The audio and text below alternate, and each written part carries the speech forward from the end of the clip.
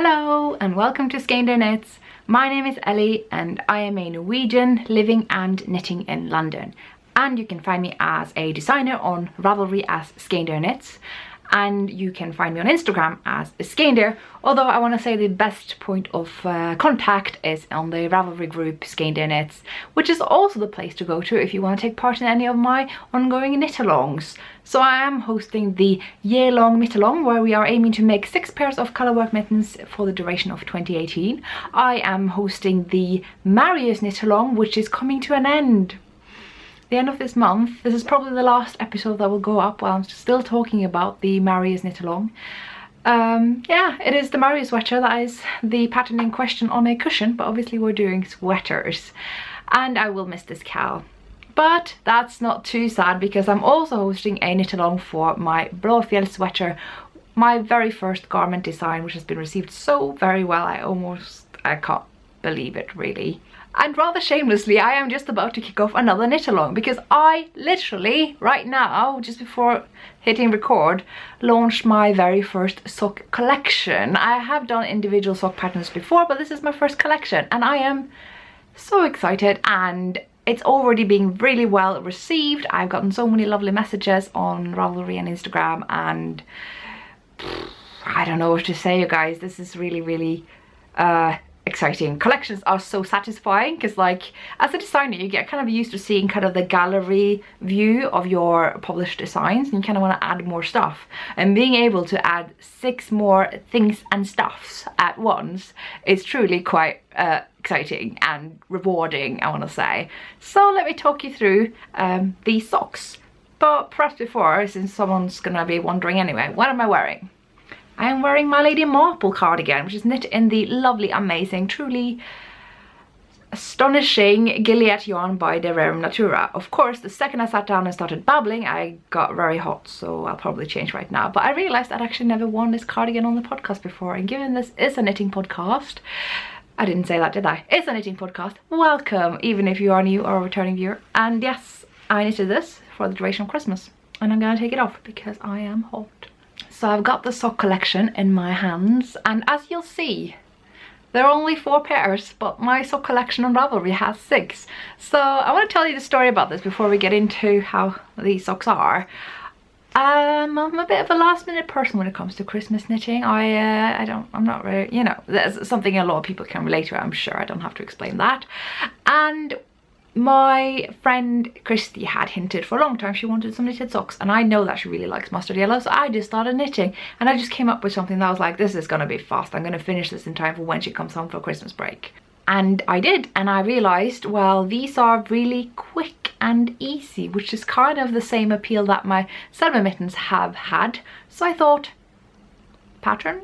But then my sister came to me and was like, I want socks like that too. You didn't knit me socks for Christmas. She said it in a slightly more polite way. But you know, this is how we sound when we're trying to copy our sisters, right? And yeah, she wanted socks that look the same. And I was like, well, I did the first socks cuff down. I'm going to try the other ones toe up, and I want to change the charts. Okay, that means I need to change the stitch count. And then I was like, okay, I've come up with 2 sock patterns. And they're both toe up and cuff down. And this can happen. So I started charting down 4 other pairs and I knitted them. Actually, 1 pair I did during my stay in New York in January, but the other 3 I quickly whisked through in that little week break I had before going to Edinburgh. They are that fast to make, honestly. They're really, yeah, I want to say they're success in as far as they are fast and easy and memorizable, you know, what people call potato chippy. And I know that a lot of people are really intimidated when it comes to knitting colourwork socks. They're scared about the fit and they're scared about doing it wrong and how long it's going to take, and they go, oh, but I only have 60 stitches in my socks, and why do these colourwork socks have 72? But that's obviously for fingering weight colourwork socks, because you need that because you don't really get that elasticity that can allow for negative ease. However, these socks are for sport to DK weight, so you can actually then have 60 stitches, and most of these socks have about, give or take that. And so yeah, they are truly fast. You have the same stitch count as your average vanilla socks, I want to say. And of course I understand some people might be concerned about what kind of yarn they can use. I can assure you there are a lot of DK weight and sport weight yarns that have nylon or any other strengthening as part of their content. I don't think you need to look far there, but I have listed some suggestions on the pattern page, so hop on over that if you want to have a look. So that was the story behind those designs. I want to show you the 4 that I have here, the 4 that I haven't given away to anyone, and probably I won't, just because I need some samples as well. But I can tell you that the 2 that I have given away have been received really well. They are being worn all the time. Every time I see my sister or my friend Christy, they are wearing those socks. So I think, yeah, they're gone to good homes, and they fit really well, and they wear them in their shoes, even though they're quite thick, both for being colour work and heavyweight. So I don't really think that's a big problem if that's something you're worried about. But also, I mean, wellies, fillers, anyone? You just want to like stuff up your boots when it gets rainy, and we all know it's going to be rainy now because we're like trying to rain away the winter. Yes, I want to talk about, oh, which socks should I talk about? Let's talk about these socks. Now these are the Ragna socks. Ragna was the name of my great-grandmother. She was born, I think, in 1904, and she lived in rural Norway. But she was like, you could see in the old photographs, like old black and white photos of the family get together. That's pretty much all the camera time they had back then. And she's like wearing this sort of self-made flapper attire, which is like nobody up there had heard about that back then, you know. It's kind of cute. And I also found this chart, and they come from the Hourglass mittens, which is a museum piece in Gotland, and these mittens were collected in the 20s, so I just thought that was kind of fitting. Yeah, it's a very heavily used chart in Scandinavia, and particularly in Sweden, of course, and Gotland, where they come from. And I decided to put them on some socks, and I think they are quite lovely. And I can tell you, very potato chippy of a chart. It's so memorizable. You only need to repeat it once and you already know what you're doing. You probably already know what you're doing when you're into the first repeat, to be honest, because it's very intuitive. You kind of see the rhythm of it, so to speak. I have chosen to do my heels and toes and calves in these colors because I try to stay within 50 grams.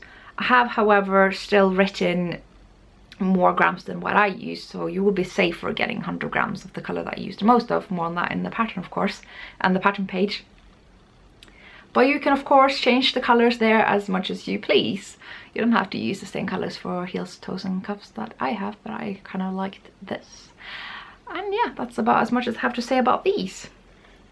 So the other red pair, they are named Brit after my late grandmother, and I love this pattern repeat. They're one of my favorite traditional Nordic colorwork charts.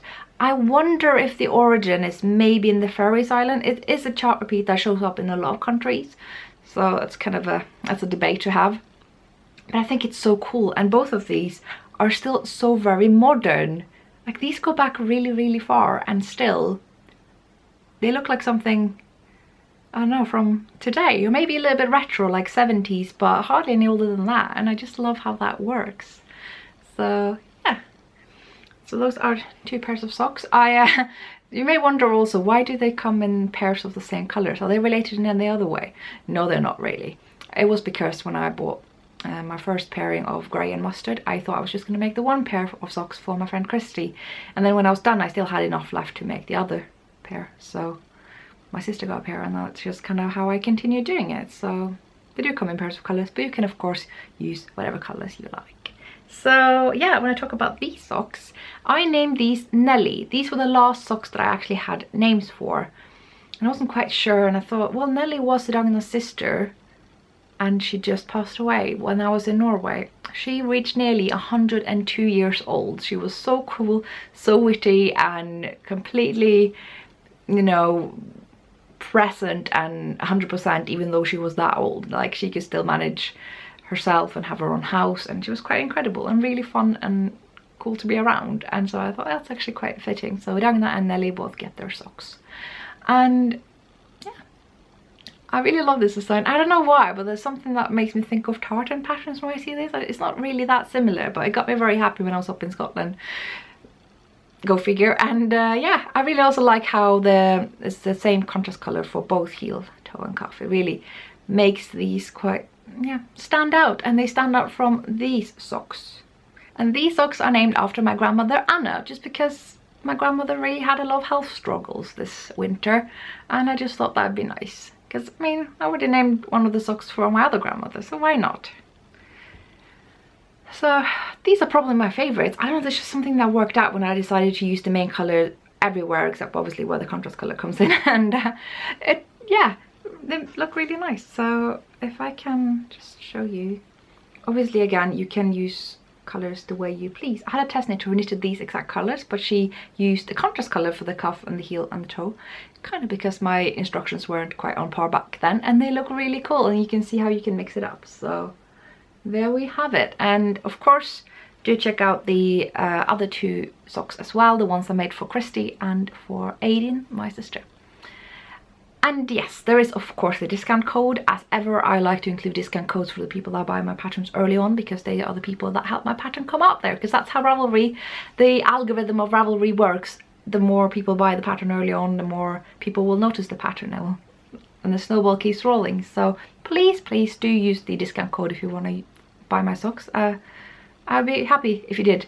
And what's more is that any other socks of mine, any other sock pattern that I have, if you add them to the cart as you're buying these, you can also get 20% off those patterns. Obviously you have to buy them together, I think. I may have added an extra thing so that if you do mess up somehow it will be alright, but generally safest to put them all in the same cart if you wish to buy more sock patterns of mine.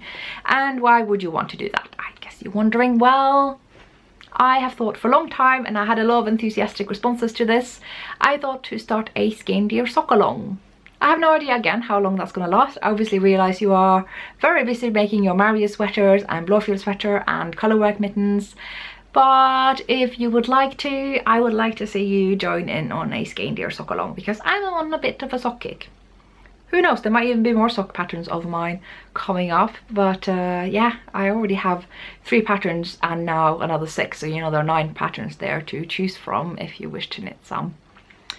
And that is kicking off right now, and end date will be announced later. Depends how many socks you want to knit, really. How many do you think you're gonna make? I don't know. So there are some options for you there. And yeah, so all the socks code gives you a 20% discount if you want to buy that collection with or without any other socks from my Ravelry store. That's totally up to you. And thank you so much for receiving my pattern collection so well. It's always really exciting to tell you guys about this on the podcast. It doesn't feel like a full proper publication until I have hit record and started talking about it here and put it all up there for you to see. That's when I feel like it's proper out. Of course, if you would like to know about my releases before an episode comes out, there's always Instagram. You can follow me there. I tend to also announce it on my Ravelry group, but I tend to be a little bit late in that process. I haven't done it yet, as you can tell. Hopefully when this episode is out, I have. And also it really helps to just add me as a friend on Ravelry. You don't have to like message me or anything like that. It literally is just adding me as a friend, and I will then show up presumably in pattern releases on the Ravelry pattern page. I think that's how it works. And I also have one note to add about yarn. I did mention earlier I'm using a sport weight yarn. I used PT5. That is a Roma yarn, but it used to belong to the company PT or Petriving, I think. But Roma's bought them, so it's like one of their yarns now. And it's a sport weight yarn. It's actually called sport, which is odd for a country that doesn't use yarn weights, but there you go. And this is a superwash yarn, very kind of typical sport weight, I want to say, but it's close enough to a DK that you could use a light DK at least. I think most DK weights I can think of from around here, as long as it doesn't border towards worsted, you'd be absolutely fine. I had a lot of test knitters used Swedish Järbo mellanraggi, and they have been so successful, so that is definitely a yarn you could use. And I also suggested some other yarns like the 6-ply red yarns, Socks DK for instance. There's lots of sock yarns that you could use. And yeah, I have primarily recommended superwash yarns. It's an unfortunate case that pretty much all sock yarns, that's not really true, but like the majority of readily available sock yarns are superwash. I would still encourage you to try non-superwash yarns. I would bet that Tuku wool sock would work well for these socks. I'm not going to make any promises because I haven't tried it, but I should think that will be alright. And if you would like to try that instead, I highly encourage it. There's also Tresko and Tasselad from Norway. Those are 2 yarns that you could try if you are in Norway. Not sure about the availability abroad, but worth checking out. And yeah, alternative yarn suggestions are on the pattern page and in the pattern PDFs, I believe. Okay, now I'm going to move on to talk about the things for people who want to hear about the things. I have a price announcement for the Break the Rules Cal. Now, because I am doing this in the very last minute, I did not think I'd have time to record today, and I know that today is the only day I'll have any plans to do it because this is an insane week. You don't even want to know, but it's PhD related and it's just someone's going into writer. So I haven't actually drawn the winner, but I will be putting it right here. When I'm editing, it will be written here. Look on the screen, see if it's you, if you took part in the Break the Rules Cal, because now I'm going to announce the prize that you won. So I decided pretty early on that the most suitable prize for the Break the Rules Cal is a yarn that encourages you to break the rules, and that is Platylope by Istex. So I have gotten this lovely yellow Platylope here. The reason I thought of having this as the prize was actually because I was working with Platylope as I was having this cal, because I was making my Krukka dress, which was certainly breaking the rules because this is a unspun, unplied Icelandic yarn. If you spin and ply this and put 2 strands together, then you get Letlopi, which is what they recommend in Krukka. So yeah, I broke the rules, and I will encourage you to break the rules as well. So you are getting this yellow plate, and you're also getting this more natural shade of brown, I want to say. It's a sheep brown. And it's just really lovely. There's something funny about this yarn. When it's in the plate form, it feels really nice and soft, and then when you knit it up, it's like spiking everywhere, like oh, and then you give it a wash and it's like oh, it's quite nice again. I find this yarn really fascinating, and I hope you will enjoy this yarn as well.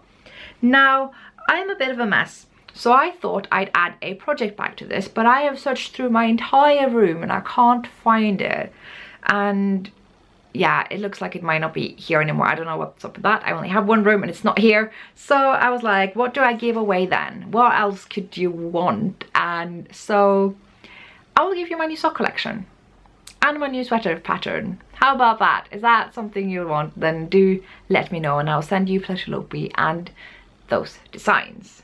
So I hope you will want that. So congratulations. I hope you will enjoy this yarn. It definitely, certainly fits with the sentiment of this cal, so I am very excited to give this away. And I am currently working with this yarn as well, as you have seen. I am making my Krukka dress in bright magenta pink, kind of, sort of bordering purple, not quite, and it's fun. It's really fun. It's not as bad to knit with as I initially thought, because people are like, oh, it breaks so easily. It was like, I'm a tight knitter and it's not really breaking that much for me. So yeah, that's me raving about Platylope for today. I think I'll move on.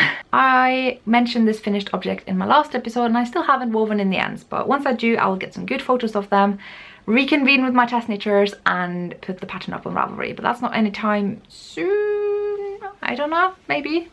But I want to show you the finished object, and we will see it again, of course, when the pattern comes out. This is what they look like.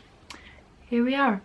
They have an extraordinary good fit. I did not think this would happen. I was struggling a lot when I was knitting these. I was like, I'm not ripping out this. I want to finish now. And without ripping out, I actually managed to make it fit. The only thing I've done differently, so my usual thumb gusset is sort of growing alongside the palm. And I probably am wearing these mirrored. They are mirrored, but it doesn't really matter which one you wear which way. It's just nice to have them mirrored, you know? And yeah, I knitted the thumb gusset so that they come up in the palm like this. Usually with my cyber mittens, I will cast on the same stitch count on top, but instead I cast on about half. So it's like a kind of fusion between the sore thumb and the thumb gusset. So the sore thumb is when the thumb comes out from the side like this, and the thumb gusset is where it comes out from the palm. And it's really nice to have this kind of mishmash of the two. It fits really well, and there is like a sort of no ease-ish around my knuckles here, so you just measure here and you find your size. That's really straightforward, but more on that when I release the pattern. I think I just want to say I'm really happy with this, and I love the yarn I used. I used the Quadruple Dutch by Always Etc., who's one of my favorite hand dyers. She's got one of my favorite bases and her colors are stellar, and she's made lots of kits for my patterns in the past, and I'm sure there will be kits for this as well. I certainly hope so. I used actually the kit for the Yggdrasil mitts to make these, and that's definitely a thing you could do. You will have enough yarn for sure. And yeah, oh, they're so nice and warm. I love them. And this yarn is very suitable for color work, but actually isn't all that prickly. So that's a thing to consider. It's a nice blend of lots of soft fibers, alpaca and merino to mention a few, and I'm surprised how well it really works out in color work. Just to give you a itty bitty close-up. Yeah, more on this when the pattern comes out, I think. I have been putting a serious dent into my fern and feather. I was almost thinking I'd be done with this by the time I record, but I started knitting something else, so I didn't. But this is how far I've come. It looks a lot like as it did last time, but you may be able to see that it is a lot longer. I have come to the end of the waist decreases. I'm about to increase again now. I was thinking it was a little bit far down, but actually the upper part of the waist, what's before the narrow point, is actually a lot longer than what's below. So that makes sense to me now that I think about it. And it's gonna be just so nice and big, and just, I love the color. Because I always knit with colors and I feel a little bit uncomfortable wearing those bright colors. But this is right up my alley. I will feel so very comfortable in this, both in terms of the fit and the size and the colors. And yeah, it's really good. And the sleeves are a tad bit longer than recommended because that's just my preference. I like to have them a little bit up here, you know. Also, the neckline is on a provisional thread because I want to make some decisions there later on. Because this pattern has some really clever short row shaping for the lower back, upper back, excuse me. Up here. Wait, it's on this side. Here is a lot of short row shaping happening. And this could mean that actually I don't have to raise the neckline. But I want to see first. Maybe there's like a subtle piece of short row shaping I would still wish to include. Time will tell, and I will tell you what I find out. Now, in this awesome animal fabric that my mom made me, I have my underpants, my woolly underpants. I love telling people that I'm making woolly underpants. It's my new favorite thing to do. Just like, what are you making? Bloomers. So this is how far I've gotten. So you remember I was on the rib last time we spoke, and this is the rib. It's done. No more rib. That's a lie. There's rib on the side, but it's not as bad as in the beginning. So I'm zooming through this a lot faster. So this is supposed to be folded down for the waist, but I did actually try this on, and I quite like it when it's all the way up. It has a nice effect on, yeah, me. So I am now working down the rib on the side. There are increases on each side, thus the stitch markers, because I like to count them. I don't know when I got so thorough about these things. Usually I'm like, I'll just read my knitting. But yeah, now I have so many stitch markers, I might as well. So they are on each side. This is one hip, and this is the other, and we got the front and the back. Thus far, the front and the back is exactly the same, but I will be adding short row shapings for the back, as instructed in the pattern, which is for free and translated into many languages. And there we have it.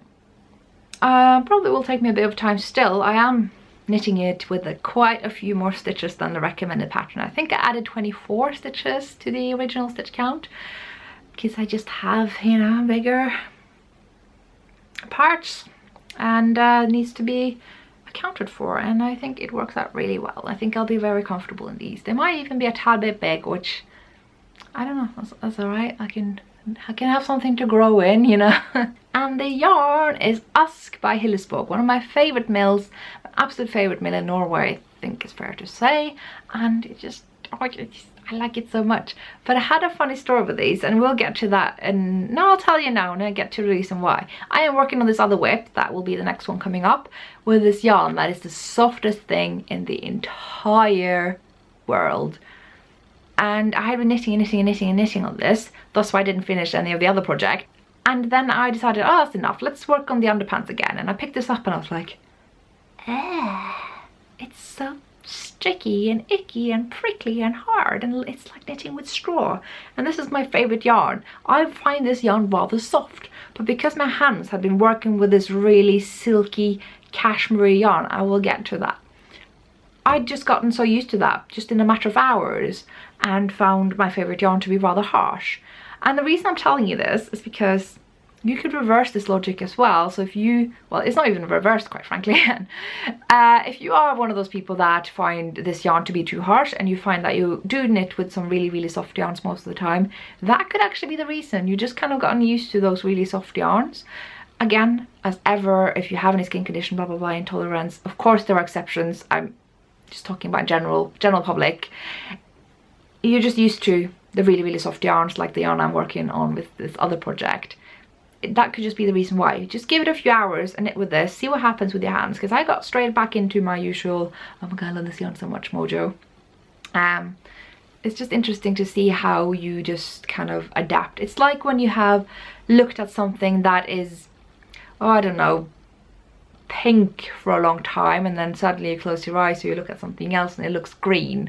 It's that kind of thing. So just a factor worth considering if you are curious about this kind of yarn and you're weaning yourself in. I would still recommend giving it a chance. And if you're curious about more things about this pattern, like I said, it's a free pattern by Maja Karlsson of Majas Manufaktur. She designed this pattern for free and released it on the Järbo blog, and this other big yarn pattern publisher ripped it off and published it also for free, but still, ripping off someone's design is not okay. So I am knitting this as part of the Mamaluke opprøret, which is the Mamaluke uproar, the bloomers uproar. You're knitting underpants as a rebellion. What's not to love about that? Wow, this is feeling like a rather old work in progress right now, but I said I was going to touch more upon it in this episode, in the last episode, so I will. And speaking of the last episode, I should have said this up front. I really struggled with the availability of my Edinburgh Yarn Fest video. It was really annoying. Basically what happened, long story short, I had found this royalty-free bagpipe song on YouTube and I checked that it was royalty-free. Yep, all good. No, there was a bit of a loophole. So basically they had it marked or flagged for copyright infringement, which isn't that serious. It just means that they get the ad revenue for my video. An hour-long video where the last couple of minutes is their music. They get the ad revenue for the whole thing, and I'm like, I'm not having that. So I went into the audio editor of YouTube, which is the piece of the editing software they offer as part of the platform, where I could remove that piece of the song because it didn't overlap with any important music. So I thought, fine, we'll just remove it. No big deal. It would just be an outro without music. And that rendered the entire video unviewable. And I've been in touch with YouTube, which is really hard in its own right. You really can't contact YouTube that easily. And I managed to in the end, and they have now restored the video without that piece of music, so it all should be good and you should be able to watch the video again. And I do recommend it because between the two halves of my Edinburgh Yarn Fest episode, I really do prefer the last half. Yeah, it just kind of had more special content to it, if I may say that, so do check it out. I'll try to remind you again at the end of the episode. So yes, I was talking about my Knox sweater in the Edinburgh Yarn Fest episode, but I wasn't able to cover it much because it was just like a tangent that I remember in the middle of the episode. And here it is. I'm working up the sleeve. And I did say I hadn't worked up that far. That's actually not true. I probably worked up another half of the cable repeat. So this is... I probably knit it up to here before I put it away in January, and then knit it all the way up here. And it is actually working up a lot faster than I would have expected. And I think it's gorgeous. This whole cable thing, all the texture, the popping of them, it's lovely. It's just, and in the lark yarn, which feels like, the best thing I can say is suede. Like I have this suede bag, it's probably fake suede, but still when I stroke it, it feels a bit like this. It's just very nice. It's not slick at all, but it's also not scratchy. And it's just, yeah, Quincycle Lark is one of my favorites easily, and very good for anyone who has slightly sensitive skin things. And this is going to be what the sleeve looks like when it's on. I reckon it'll grow a tad bit when I give it a good soak, because cables tend to do that a little bit. Not like lace, but you know. So yeah, sleeve is happening, and I guess we'll talk more about this as I am making more progress. Hopefully I will be doing that because I want to feel like I can be eligible for the Wong Along, the Michelle Wong Knit Along that Katie of Inside Number 23 is hosting. Because yeah, I want to be part of that. Now, as for the project that has rendered me completely sensitive to all my favorite yarns for the time being, I am already on the second skein of 3 skeins that I bought at Edinburgh Yarn Festival, and of course the yarn in question is the Buttered Kittens that is rolled to China by the Fiber Company. Now I've kind of stabbed this buttered kitten on this knitting needle, but no harm done, it's still here, still all good, and so incredibly soft. And if you are a long-term viewer of this podcast, you will know that I don't get that fussed about soft yarn. It takes a lot for me to be like, oh my god, it's the softest thing ever, I love it so much. But I'm really doing that with this yarn, and this is what I've knitted with it. So this is the Canopy Shawl by Melody Hoffman, who is known as B Mandarines or Mandarines or something.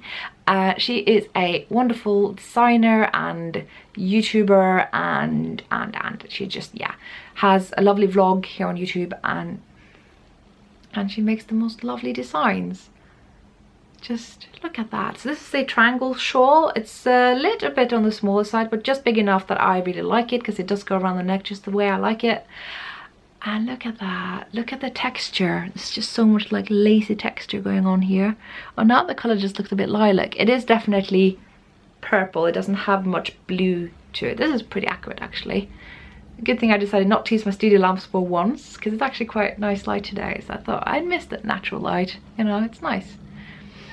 And yeah, I'm already on the second lace texture repeat, as you've seen here, and I'm starting the third right now, and there are only 3, so I don't think I'm that far off. Like I said, I have this skein and 1 more left out of 3, so I think, yeah, I thought I would be done with this by this episode, given how much I have worked on it.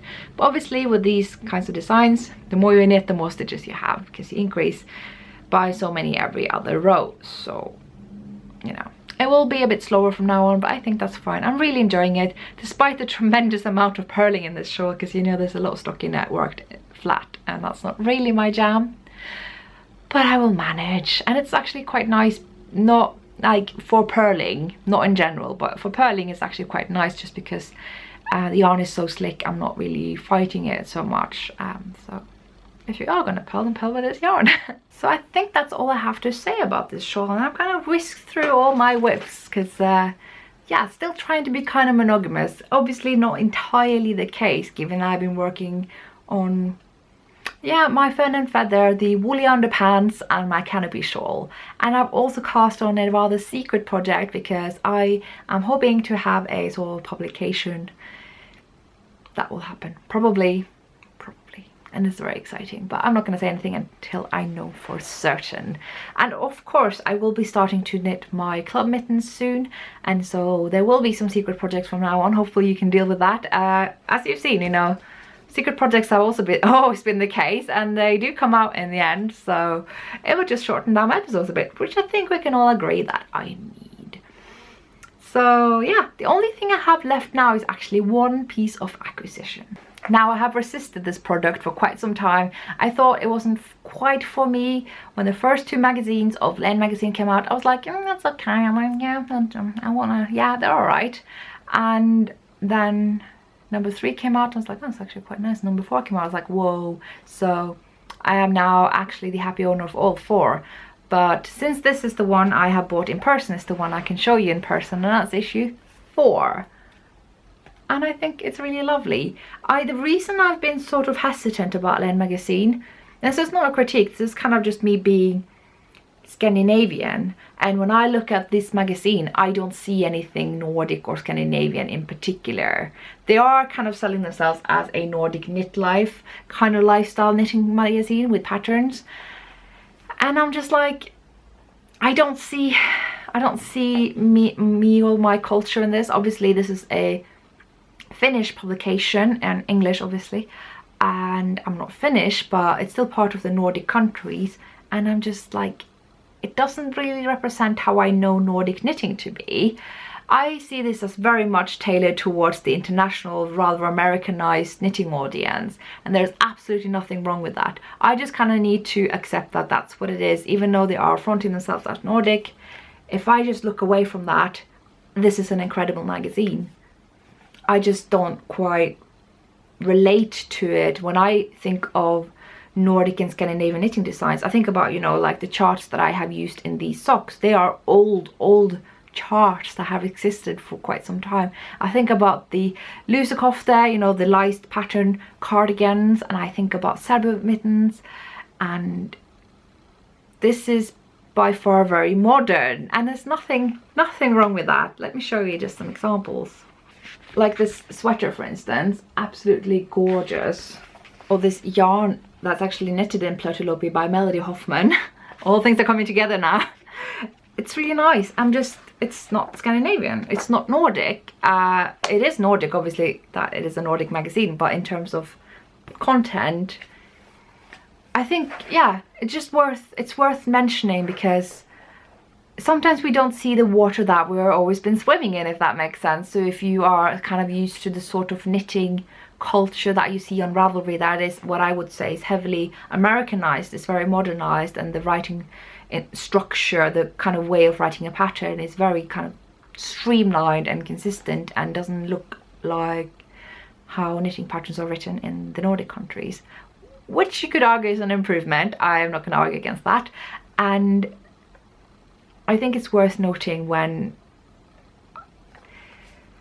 it's hard to try to say what I'm trying to convey, because it's not a critique, it's just a matter of having that perspective of seeing, well, we are so used to seeing the sort of modern Americanized Ravelry type knitting pattern that we think that if there's added a splash of Nordicness to it, then it's all of a sudden authentically Nordic, but it's still very much in line with the kind of knitting that we know today. But it's still great. So hopefully that's not mutually exclusive whatsoever. And I just think that for me, and buying this magazine, I just had to shake off that Nordic notion, because then I'm just like, it's not Nordic, it's American. But of course, the amazing people that are behind this magazine are of course Nordic. They do have that mentality and knowledge and culture with them, and it's incredible, the atmosphere conveyed in this magazine. It's just lovely, and the content is great, and they're interviewing people that I'm very interested to read what they have to say. And I mean, have you seen this sweater? You know what my favorite design in this one is? This. Oh my days. And it's using this possum yarn by Zilana, and I really do want that, but you kind of have to be in New Zealand for it, and I'm not. So yeah, I don't know, that was not exactly a review, because everyone knows, and their dog knows, that Laine Magazine is great and amazing, and it's like getting a book twice a year, you know, as a reason why it gets all the hype that it gets. I just thought I'd offer my more Scandinavian perspective, that I see this as by and large a international knitting magazine. It doesn't really convey the Nordic sort of knitting, but it does sort of sell a more beautiful, calm down, withdrawn, quiet, a bit dark, but not like too much, knitting magazine, a lifestyle magazine. I am sort of seeing the Finnishness in it, in the darkness that they are portraying in such a beautiful way. That is very Finnish. If anyone's Finnish watching this, I'll like to hear what you think about that, but I feel like they're really nailing it in that regard. So I am very excited to get the other issues in the mail, and I think I'm just going to be a regular purchaser of their releases from now on, because I have been thoroughly swayed by their content and quality and the designs that are in it. I do have a sort of icky sort of, I wish their photography, as amazing as it is, I wish it would portray more of the knitting and the construction and the little details that us who are knitters wants to know about. Because photography is stellar, but I wonder if the photographer is a knitter, because there are things that a knitter knows what to look for, and that is something I'd be interested to see more of in future issues. And yeah, I wasn't really planning on like reviewing this magazine. I just thought I'd kind of share my ranty mac rant. And that's all I have for you this episode. It is a short but sweet one, or maybe it's the normal length and I've just gotten used to the really lengthy episodes. Oh dear. Anyway, I would like to thank you all again so much for receiving my pattern releases so well, especially the sock collection. I am still getting buzzes off my phone over there, and I hope you will join along with the Skeindeer sock along. And do check out the Edinburgh Yarn Festival vlog part 2 from last week if you missed out on it then, because it was made unavailable for frustratingly, annoyingly reasons I could not control, but hopefully you'll be able to access it now, and I hope you enjoy, and I'll see you next time. Bye.